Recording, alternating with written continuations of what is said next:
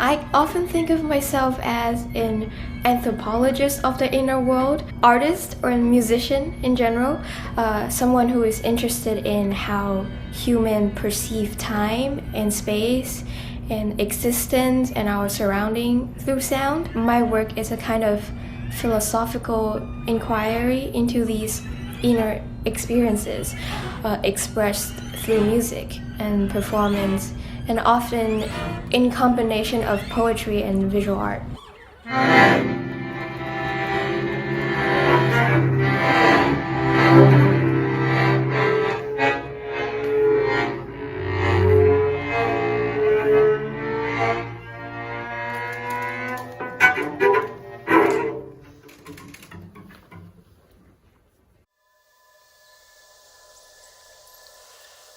My mom plays pipa. It's a traditional Chinese instrument, like lute. It influenced me in a lot of ways.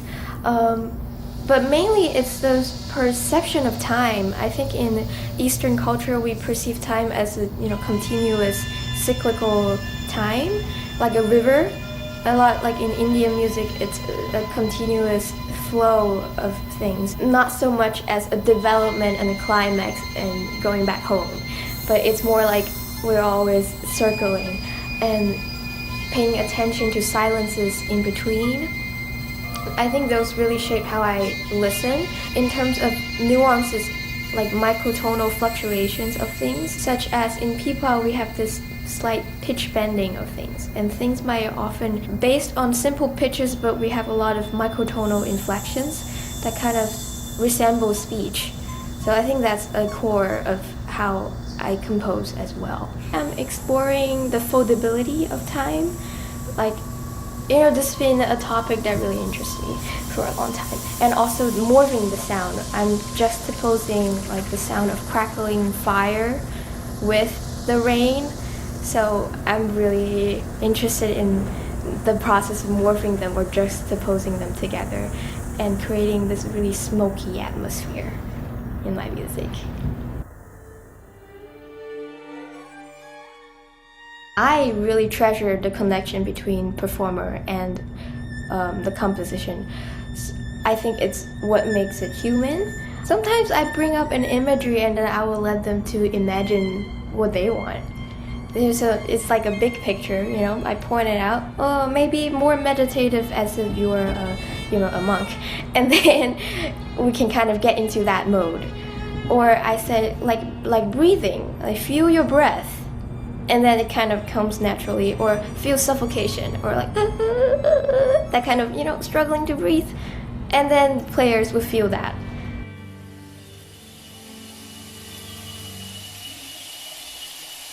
For Wasteland, it's an electroacoustic work for oboe written for my friend Anne Pinkerton.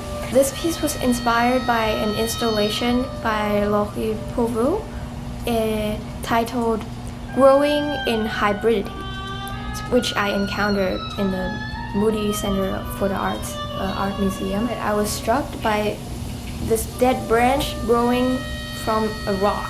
The rock is sitting on top of a polluted puddle. I immediately thought of The Wasteland, the poem by T.S. Eliot.